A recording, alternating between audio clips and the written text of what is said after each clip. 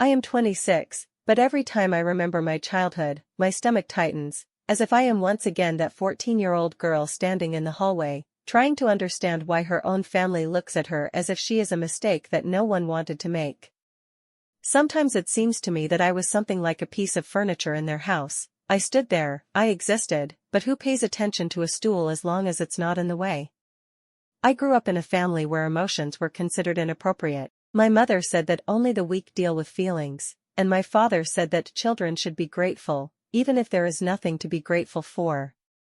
I had an older brother, a golden child who was forgiven for everything, from failing exams to outright rudeness. He could hit me, and my mother would say that I'd brought it on myself. He could steal my things, and my father would say that he's a boy, he needs them more. And if I tried to argue, I was called hysterical, manipulative, a liar, anything to avoid acknowledging the obvious.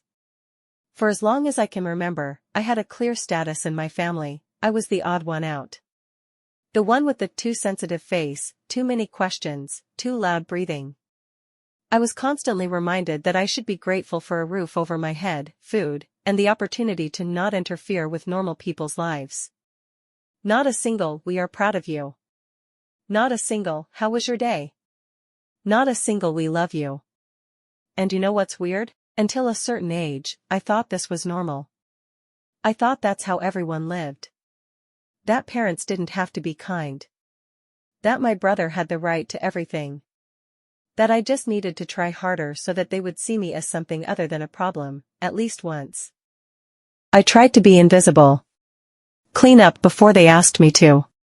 Cook. Study hard so I wouldn't hear the snide remark, "Well, you're embarrassing the family again." But the harder I tried, the more annoyed they got. It was as if my existence was a constant reminder that they had a child who was difficult to control completely.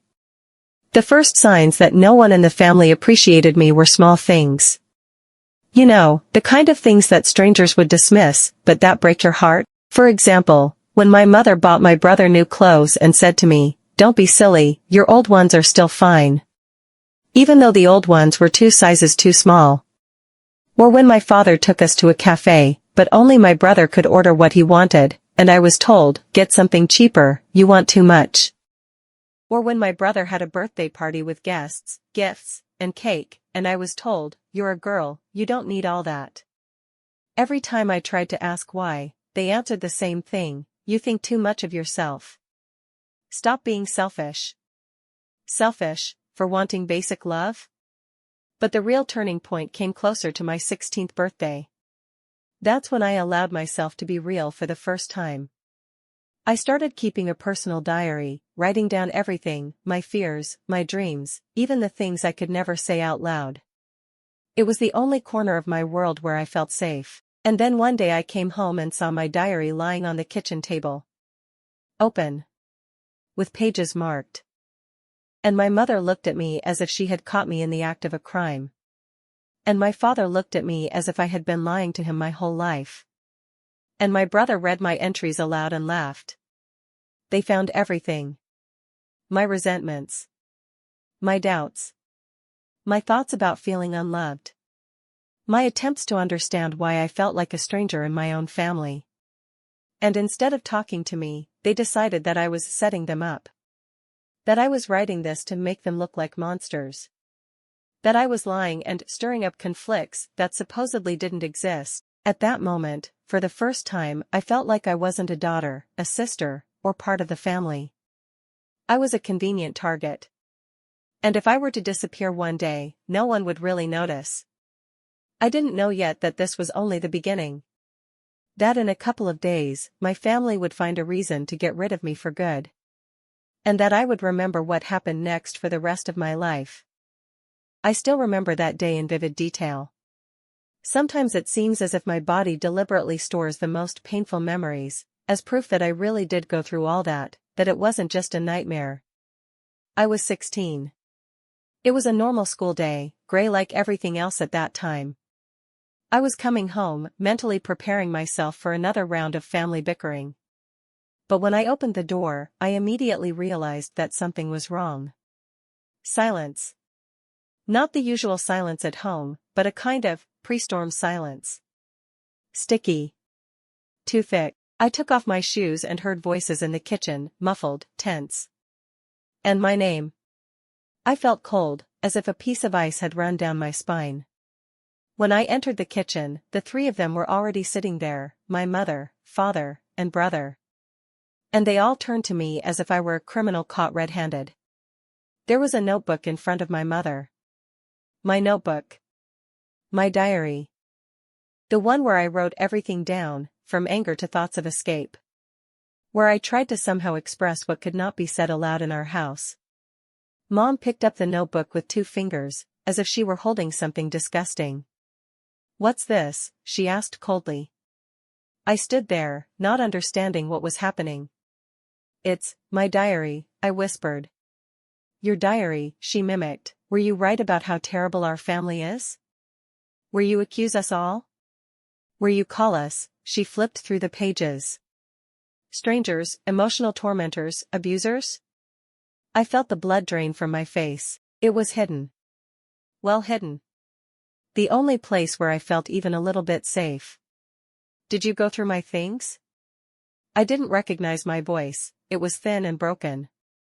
"Don't you dare turn this around," my mother exploded. "There are no your things in our house. Everything is ours. And we have the right to know what lives under this roof." My father was always ready to support her. "You're ungrateful," he said, without even looking at me. "We invest our energy, money, and time in you, and you throw mud at us." It sounded especially absurd, considering that they hadn't invested any energy or time in me. But my brother was the worst. He sat with his arms crossed, looking at me with a smug smile. "I told you," he drawled, "she's always been strange. Here, you have your proof. She hates our family." I felt sick with injustice. "I didn't write that I hate you," I whispered.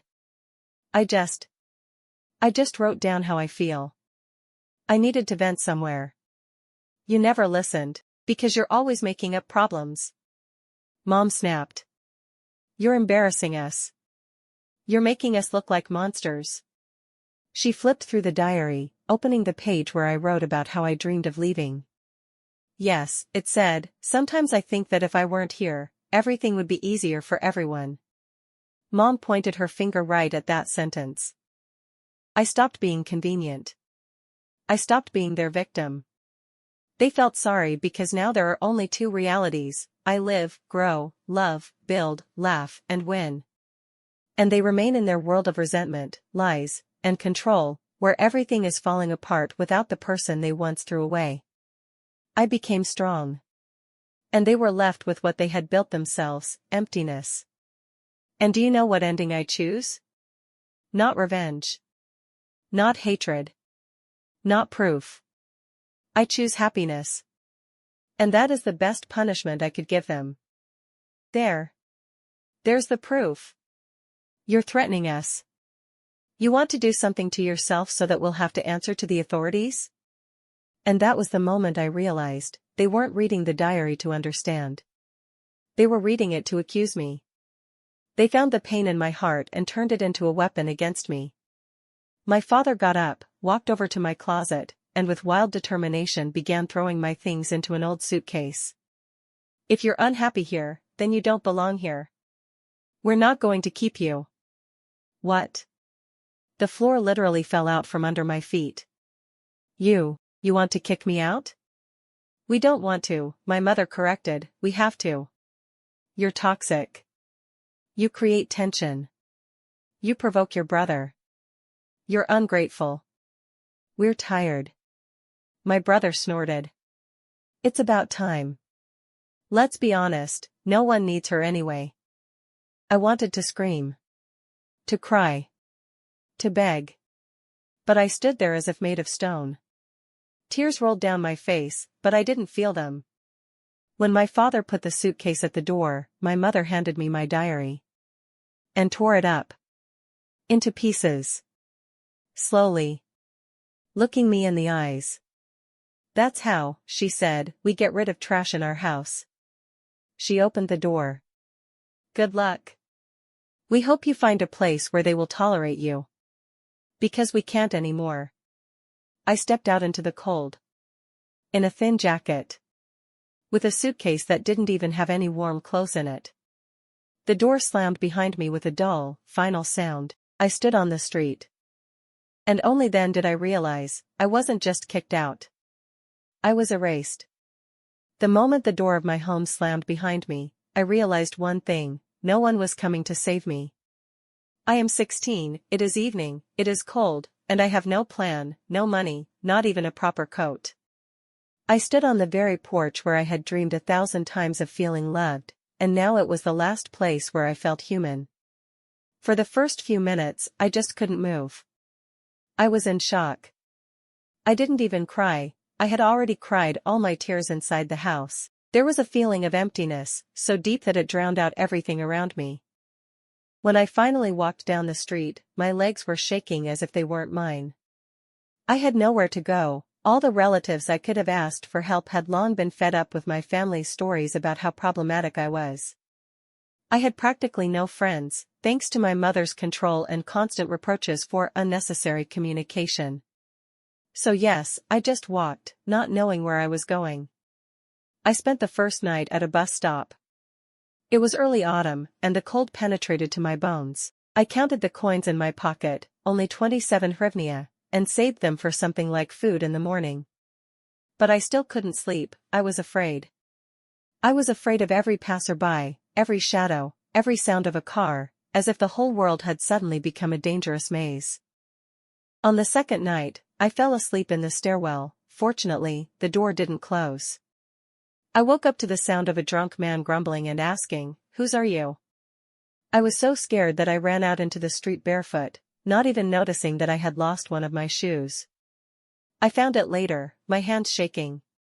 On the third day, I got lucky, for the first time in a long time. Tatiana Ivanovna, the school librarian, saw me. She was a small, quiet woman whom everyone considered a gray mouse. She was on her way to work and noticed me sitting on a bench with a swollen face and a suitcase that I already hated. She came up to me and asked, "Girl, what happened?" And I burst into tears. I just burst into tears as if I had been holding back an ocean. She took me to the library, brought me tea, and gave me a warm jacket. When I told her that I had been kicked out, she just shook her head and said one sentence that has stayed with me to this day: "Some families are just people who live together. Your family is you." She helped me contact social services and found me temporary housing, a dormitory for teenagers in difficult situations. It wasn't paradise, but it had walls, a bed, and no one yelled at me for breathing wrong. I got a job washing dishes in a small cafe. The work was hard, my hands were constantly in water, my skin was cracking, but I was grateful. Every hryvnia I earned was proof that I could do it myself. At the same time, I continued my studies. Fortunately, the school principal signed the documents so that I would not be expelled. Surprisingly, no one in my family even asked if I was going to school, eating, or even alive. And, oddly enough, living apart from them turned out to be easier than living with them.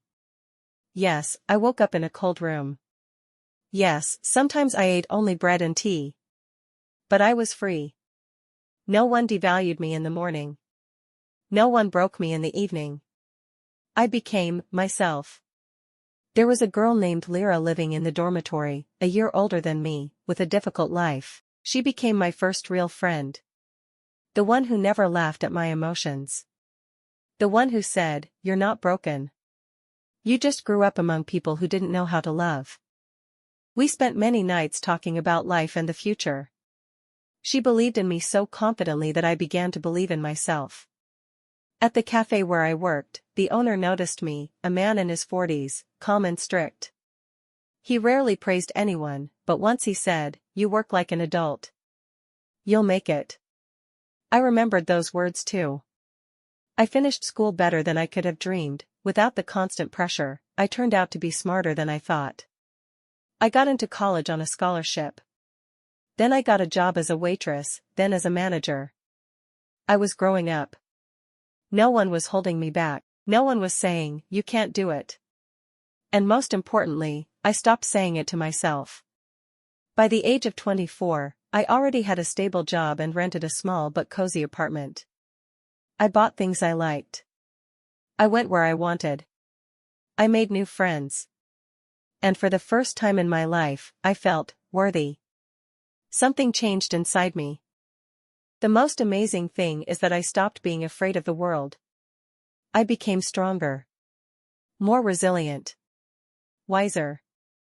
I learned to build my happiness without those who tried to destroy my foundation. And every day I repeated to myself, you don't have to love those who destroy you. And you know what? At some point, I stopped caring what the family that didn't want me thought. I stopped needing their approval. But fate loves twists and turns. And just when I finally felt like I was back on my feet, they showed up again. And that's when the most interesting part began. 10 years have passed since the day I was thrown out of my home like an unwanted bag of old clothes. 10 years of loneliness, small victories, hard struggles, and a gradual rise from the emotional ashes that my family had turned me into. And just when I was sure that the past was finally buried, it reminded me of itself. It all started with a message. I was coming home from work, a normal evening, pleasantly tired, not exhausted. From that life. I had everything I had achieved on my own, a stable job, my own apartment, friends, self-confidence, inner peace. For the first time in a long time, I felt like a person, not a shadow. And it was at that moment, when everything inside was more or less calm, that a message arrived. From my brother. Yes, that golden child who once looked down on me as if I didn't deserve to be in the same room with him. The message was short, call me. Urgent. It's important for the family. When I read it, my fingers literally went cold. It was as if I was 10 years old again, sitting on the floor, trembling from my mother's latest outburst. It was as if the walls of my new home had disappeared, and I was standing in front of the red door again, closed in my face. I closed the screen. My heart was beating so hard in my throat that I could feel it in my ears. 5 minutes later, another message arrived. Don't ignore this. It's about Mom. I don't know what I expected to see, threats? Accusations? Another reminder that I was nobody? But for some reason, I felt uneasy. Not because I was worried about them. But because they had suddenly remembered I existed. That in itself was suspicious. I dialed the number anyway. Hello, I heard my brother's voice. A little rougher, more mature, but still the same, unpleasantly confident. What do you want? I asked calmly. He paused. Mom's in trouble. She's sick. We need help. We need help. From me. From the one they threw out without a shred of regret. Before I could answer, he continued. Dad's working 3 jobs now, and I'm barely getting by. You have to come. You have to. A word that used to be my daily nightmare. I felt something icy rise inside me. I don't owe anyone anything. You're my daughter. He shouted. Daughter? I almost laughed. Since when? He started talking about family obligations, morals, blood. The usual stuff. And I listened and realized they hadn't changed. Not one bit. They were just backed into a corner. And now they remembered that they once had a third person in the house, convenient, silent, usable. But I was no longer that girl. And yet, something inside me pushed me to go. Not for them. For myself. I needed to close that door for good. To stop being afraid of the shadows of the past. To look in the face those who made me strong, not because they loved me, but because they destroyed me. The next day, I took a day off, got on a bus, and went to my old town. The road I once left with a suitcase and a heart full of fear now seemed narrow, small, insignificant. As I got closer to home, I felt a storm rising inside me. A mixture of disgust, fear, anger, and the surprising cold calm of an adult who understands that they are no longer a victim. I stopped at the old courtyard. The house looked almost the same as it did on the day of my expulsion. Only more dilapidated. As if without me, it too was slowly falling apart. I climbed the steps. Each one echoed in my head with a memory. I raised my hand to knock, but the door swung open by itself. My father was standing in the doorway. The same man who once yelled at me for making my mother nervous. The same man who never once defended me. And when he saw me, surprise flashed in his eyes at first. Then, relief. Arrogant, as if that was how it should be. "You came," he said, as if we hadn't seen each other in a week, not a decade. "I didn't come for you," I replied. He stepped back, making way. And I took my first step inside. My first step into the house that once destroyed me. The first step towards destroying this house with my very presence. But that was only the prelude. Because the real meeting was yet to come. With my mother. With the woman who once coldly said, "We don't need you anymore." And I was ready. When I entered the house, the silence was so thick that it seemed I could touch it with my hands. The smells were the same, old walls, dust, the faint scent of cheap perfume that my mother always wore. But something was different. The house seemed to have shrunk. It had faded. It seemed smaller than in my memories. Or maybe I had grown bigger. My father gestured toward the room. "She's in there. Lying down." As if he were talking about furniture, not the person who had broken my childhood. I walked to the door. My heart was beating fast, but not out of fear, more out of tense curiosity. I pushed the door open. She was different, but still the same. Mom was lying on the bed, covered with a blanket.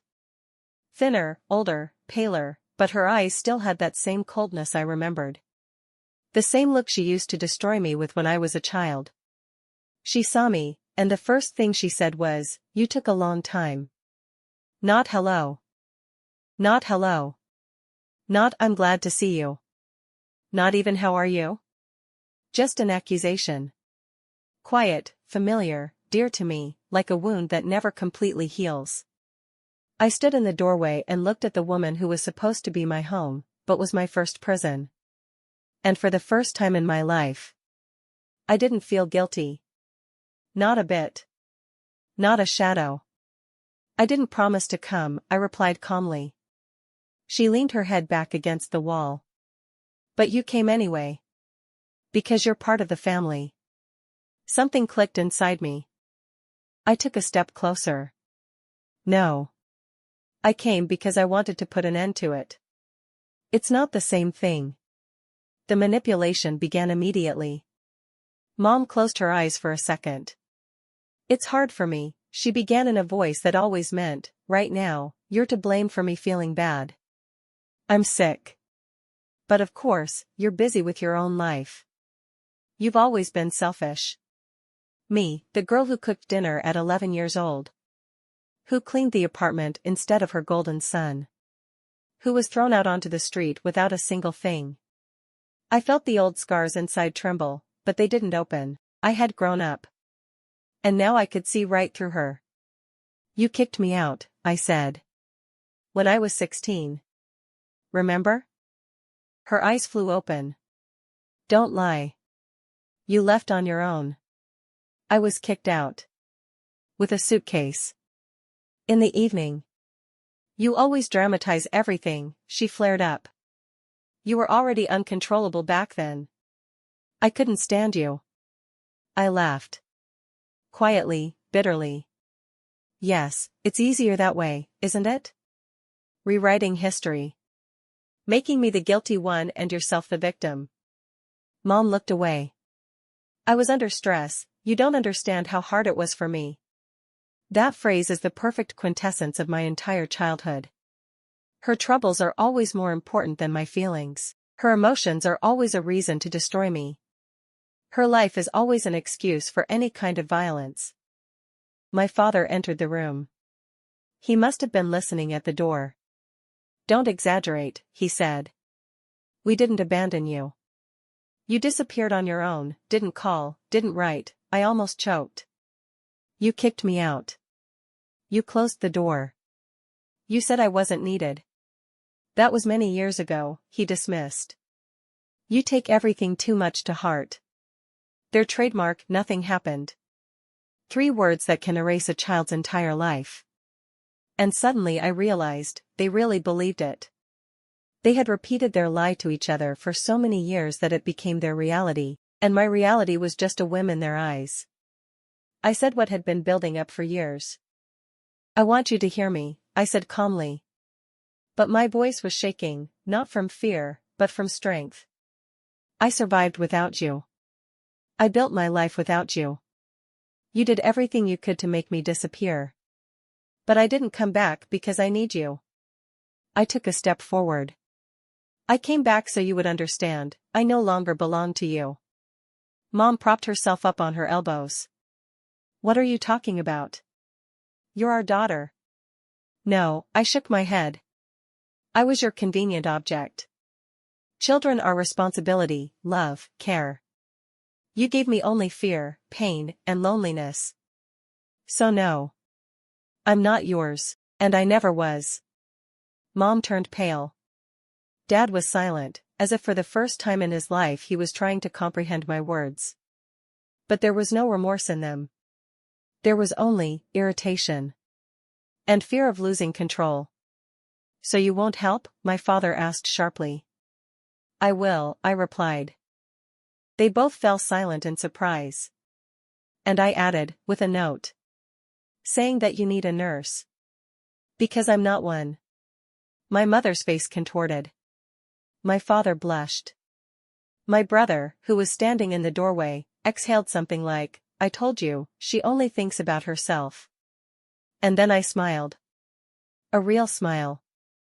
A free smile. Yes. Now I'm thinking about myself. Finally. I left, on my own. I turned around and walked out of the room. Each step felt like a sweet and long-awaited relief. No one shouted stop after me. No one tried to apologize. No one tried to understand. And that was the clearest confirmation, I did the right thing. On the stairs, I stopped and looked at the door that had once closed in front of me. And now, I closed it myself. Slowly. Calmly. Like a period at the end of a long, painful sentence.